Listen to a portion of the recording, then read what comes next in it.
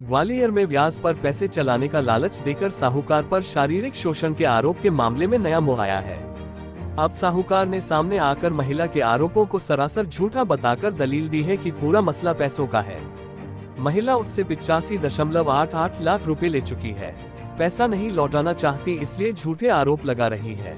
दरअसल मंगलवार को जनसुनवाई में महिला ने पहुंचकर पुलिस अधिकारियों से कहा था ग्वालियर थाना क्षेत्र के निवासी मुक्तेश जैन पिछले 4 साल से उसे पत्नी चनाने का झांसा देकर शारीरिक शोषण कर रहा है। 2 बार मुक्तेश ने उसका गर्भपात भी कराया। अब शादी से मुकर रहा है।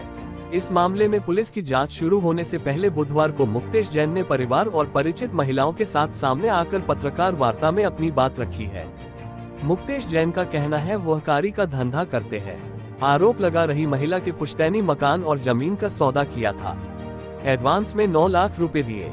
इसी सौदे का हवाला देकर महिला अब तक 85.88 लाख रुपए चुकी है। मकान और जमीन की रजिस्ट्री नहीं की है।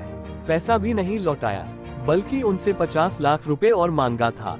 पैसा नहीं देने पर झूठे केस में फंसाने की धमकी दी थी। वही साहूकार न्याय की गुहार पुलिस अधिकारियों से लगा रहा है।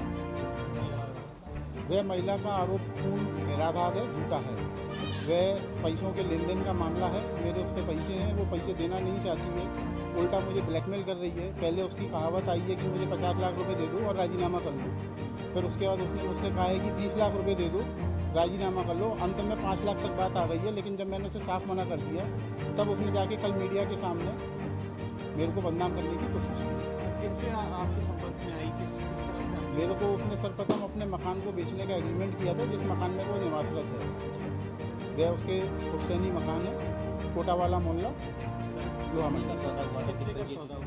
सौदा उनसे हुआ था 10 लाख रुपए में उस मकान का, जिस पेटे में उनको 9 लाख रुपए एडवांस दे चुका था। 1 लाख रुपए देके मुझे रजिस्ट्री कराना बकाया था। ऐसा भी बताया जा रहा है कि आपसे अभी तक 88 लाख से अधिक की ठगी। जी हाँ, 85,88,000 रुपये टोटल मेरा उनके पास पहुंच चुका है, जिसको बार बार मांगने पर वह यही धमकी देती है कि तुम अगर मेरे से पैसे मांगोगे तो मैं तुम्हें झूठे केस में फंसा दूंगी। आप लगातार इतना पैसा कैसे देते रहे महिला को? 85 लाख रुपए की बड़ी रकम। उस 85 लाख रुपए में मकान और प्लॉट का दिया हुआ पैसा, बाकायदा उधारी का दिया हुआ पैसा, सब मिला के टोटल पैसा है।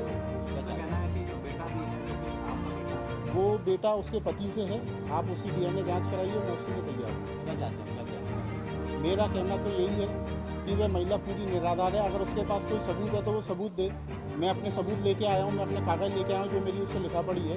मेरे कागज़ों का आप अवलोकन करें और बाकायदा आप मीडिया में दिखाएं। बाकायदा कोई दिक्कत वाली बात आप कह रहे हैं कि इससे पहले भी आपने कुछ ID आवेदन लगाया था? नहीं। जी हाँ, मैंने लगाया है खाटीपुर थाने में 2022 में।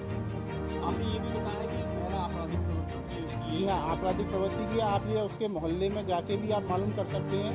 पड़ोसी भी बता सकते हैं। कईयों बार वह महिला रात में, मुझे मीडिया के सामने बोलना नहीं चाहिए, शराब का नशा करके उसने हंगामा किया है।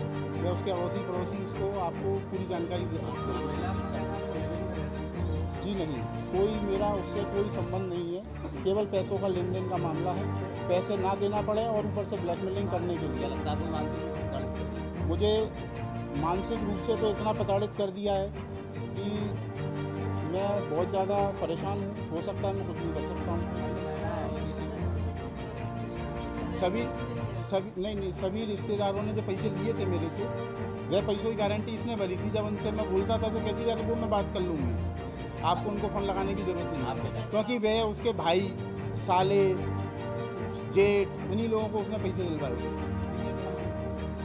नहीं, मैंने उन सबको किसी को फ़ोन नहीं लगाया।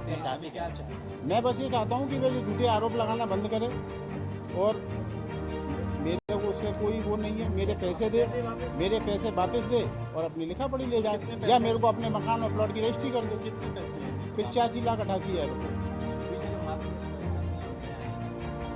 आप इनसे बिल्कुल पूछ सकते हैं। ये मेरे सहयोग में आई हैं, मेरा सपोर्ट में आए हैं। इन लोगों का भी कुछ कहना है, कृपया आप इनसे भी बात करें, इनकी भी बात